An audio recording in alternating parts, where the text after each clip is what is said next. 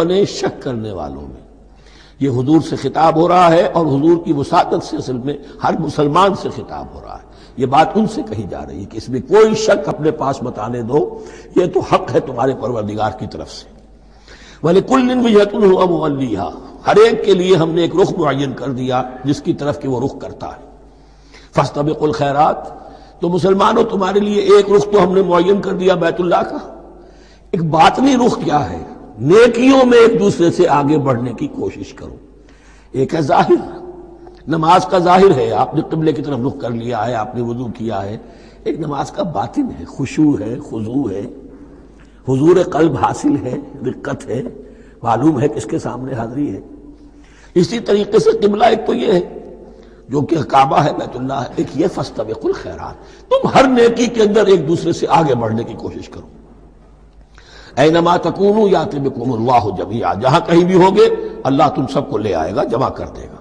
ان اللہ علی کل شیء قدیر، یقینا اللہ تعالی ہر چیز پر قادر ہے۔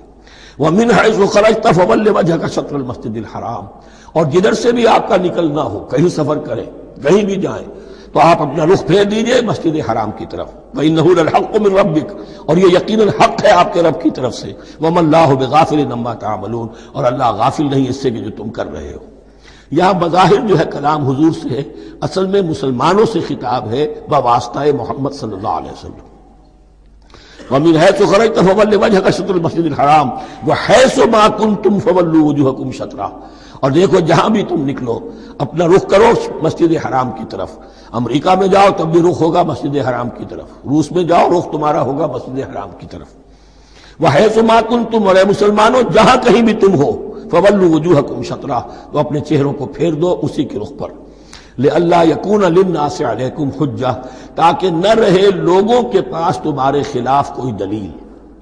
اب اس بات کو سمجھ لیجئے کہ چونکہ تورات میں لکھا ہوا تھا کہ نبی آخر الزمان کا قبلہ کعبہ ہوگا، اگر حضور یہ قبلہ اختیار نہ کرتے تو علماء یہود حجت قائم کرتے مسلمانوں پر کہ دیکھو تورات میں تو یہ لکھا ہے اور انہوں نے وہ اختیار نہیں کیا۔ تو یہ گویا کہ ان کے اوپر اتمام حجت بھی ہو رہا ہے اور قطع عذر بھی ہو رہا ہے، ان کی حجت کی جڑ بھی کٹ رہی ہے۔ الا الذين ظلموا منهم، سوائے ان میں سے ان کے جو ظالم ہیں، اعتراض کرنے کے لیے لاکھ انہوں نے پھر بھی ہیلے بہانے بنائی لینے ہیں۔ فلا تخشوهم، تو اے مسلمانوں ان سے نہ ڈرو، واخشونی، مجھ سے ڈرو۔ ولأتم نعمتی علیکم، اور یہ جو تحویل قبلہ ہوئی ہے اور محمد الرسول اللہ صلی اللہ علیہ وسلم کی بعثت کی بنیاد پر ایک نئی امت کو شکل دی جا رہی ہے اور اسے اب امامت الناس سے سرفراز کیا جا رہا ہے، وراثت ابراہیمی اب اسے منتقل ہو گئی ہے۔ یہ اس لیے ہے وَلِأُتِمَّ نِعْمَتِي عَلَيْكُمْ، اپنی نعمت میں تم پر اس کا اتمام فرما دوں، مکمل کر دوں، وَلَعَلَّكُمْ تَهْتَدُونَ، اور تاکہ تم ہدایت یافتہ بن جاؤ۔ كَمَا أَرْسَلْنَا فِيكُمْ رَسُولًا، جیسے کہ ہم نے بھیج دیا ہے تم میں ایک رسول۔ اب یہ دعا ابراہیم و اسماعیل یاد کر لیجئے، ربنا وبعث فیہم رسولا منہم یتلو علیہم آیاتک ویعلمہم الکتاب والحکمت ویزکیہم۔ اب گویا کہ وہاں تو دعا تھی اور یہ 3000 سال کے بعد اس دعا کا ظہور ہو رہا ہے بعثت محمدی کی شکل میں۔ کما ارسلنا فیکم رسولا منکم، جیسے کہ ہم نے بھیج دیا ہے تم میں رسول اپنا تم ہی میں سے، یتلو علیکم آیاتنا، وہ تلاوت کرتا ہے تم پر ہماری آیات، ویزکیکم، تمہیں پاک کرتا ہے، تزکیہ کرتا ہے تمہارا، وَيُعَلِّمُكُمُ الْكِتَابَ وَالْحِكْمَةَ، اور تمہیں تعلیم دیتا ہے کتاب و حکمت کی، وَيُعَلِّمُكُم مَّا لَمْ تَكُونُوا تَعْلَمُونَ، اور تمہیں تعلیم دے رہا ہے ان چیزوں کی جو تمہیں معلوم نہیں تھی۔ یہاں ایک نکتہ بڑا اہم ہے، حضرت ابراہیم اور اسماعیل کی دعا میں جو ترتیب تھی یہاں اللہ نے اس کو بدل دیا ہے۔ وہاں کیا تھا؟ تلاوت آیات، تعلیم کتاب و حکمت، پھر تزکیہ۔ یہاں کیا ہے؟ تلاوت آیات، پھر تزکیہ، پھر تعلیم کتاب و حکمت۔ اب ظاہر بات ہے کہ حضرت ابراہیم حضرت اسماعیل نے جو بات کہی وہ بھی غلط تو نہیں ہو سکتی، لیکن ہم یہ کہہ سکتے ہیں کہ اس کی امپرووڈ فارم یہ ہے جو اللہ تعالیٰ کی طرف سے دی گئی، اس لیے کہ تزکیہ مقدم ہے۔ اگر نیت صحیح نہیں ہے تو تعلیم کتاب و حکمت مفید نہیں ہوگی بلکہ گمراہی میں اضافہ ہوگا۔ نیت کج ہے تو گمراہی بڑھتی چلی جائے گی، اور تزکیہ کا حاصل کیا ہے؟ نیت درست ہو جائے، اخلاص، نحن لہ مخلصون۔ اگر یہ نہیں ہے تو جتنا پڑھو گے، جتنے بڑے عالم ہوگے، شیطان بھی بن سکتے ہو۔ بڑے بڑے فتنے عالموں نے اٹھائے ہیں۔ یہ جو دین اکبری تھا یا دین الہی تھا، اکبر کے تو باپ دادا کو کبھی خیال نہیں آ سکتا تھا اس کا۔ یہ پٹی پڑھانے والے کون تھے؟ ابو الفضل اور فیضی جیسے علماء، بہت بڑے علماء۔ اسی طرح غلام احمد قادیانی، اس کو اصل میں جو بھی پٹیاں پڑھائی ہیں وہ تو پڑھائی حکیم نور الدین نے، جو بہت بڑا عالم تھا، اہل حدیث عالم تھا۔ تو در حقیقت بہت بڑا عالم ہوگا، اگر اس کی کج ہو گئی نیت تو اتنا ہی بڑا فتنہ اٹھا دے گا۔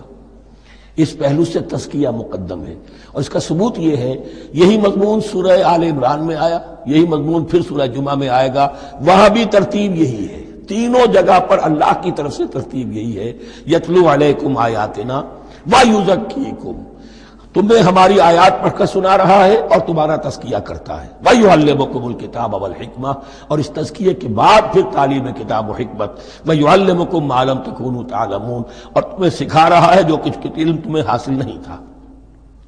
فاذکرونی اذکرکم، بس مجھے یاد رکھو، میں تمہیں یاد رکھوں گا۔ یہ بہت بڑا میثاق ہے اور بہت بڑا وعدہ ہے، بہت بڑا وعدہ۔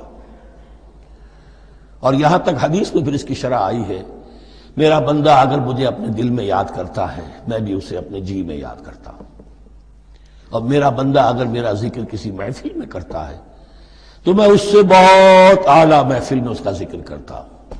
اس کی محفل تو بہت بلند و بالا ہے، ملائے اعلیٰ کی محفل ہے، فرشتے ملائکہ مقربین کی محفل ہے، خدا خود میرے محفل بود اندر لامکا خسرو، محمد سمع محفل بود شب جائے کہ من بودم۔ اب خسرو کس عالم میں تھے جب یہ شعر کہہ گئے ہیں؟ تو بہرحال ہے تو صحیح، ایک محفل تو ہے، میں اس سے بڑی بہتر محفل میں ان کا تذکرہ کرتا ہوں۔ فاذکرونی اذکرکم واشکروا لی ولا تکفرون، اور میرا شکر کرو، میری نعمتوں کا ادراک کرو، اس کا شعور حاصل کرو، اس پر زبان سے بھی شکر ادا کرو، اپنے عمل سے بھی، جوارح سے بھی ان نعمتوں کا حق ادا کرو۔ یہاں وہ 18 رکوع ختم ہو گئے، نصف اول اس سورہ مبارکہ کا مکمل ہو گیا۔ اب آگے سے خطاب ہے، یا ایھا الذین آمنوا، ایک نئی امت آ گئی، چارٹر اس کا آ گیا۔ کیوں بنایا گیا تمہیں؟ لتکونوا شہداء علی الناس ویکون الرسول علیکم شہیدا، تم اب لنک ہو ہمیشہ ہمیشہ کے لیے محمد اور پوری نوع انسانی کے درمیان۔ اسی لیے وہ حدیث بھی تو ہے جو علماء حق ہوتے ہیں ان کے بارے میں فرمایا، علماء امتی کا انبیاء بنی اسرائیل، میری امت کے علماء کا مقام وہی ہے جو بنی اسرائیل کے علماء کا۔ اس لیے کہ اب نبوت تو ختم ہو گئی محمد پر صلی اللہ علیہ وسلم، لیکن یہ کتاب تو ہے، اس کا پہنچانا تو ہے، اس کو عام تو کرنا ہے، حجت تو قائم کرنی ہے، اور صرف تبلیغ سے نہیں، عمل کر کے دکھانا ہے، وہ نظام قائم کر کے دکھانا ہے جو محمد عربی نے قائم کیا صلی اللہ علیہ وسلم، تب حجت قائم ہوگی۔ اس کے لیے تمہیں قربانیاں دینی ہوں گی، مشکلیں جھیلنی ہوں گی، جان و مال کا نقصان برداشت کرنا ہوگا، آرام سے گھر بیٹھے ٹھنڈے پیٹوں کفر جگہ نہیں چھوڑ دے گا اور حق نہیں آ جائے گا۔ کفر کو ہٹانے کے لیے اور باطل کو ختم کرنے کے لیے اور حق کو قائم کرنے کے لیے تن من دھن تمہیں لگانے ہوں گے۔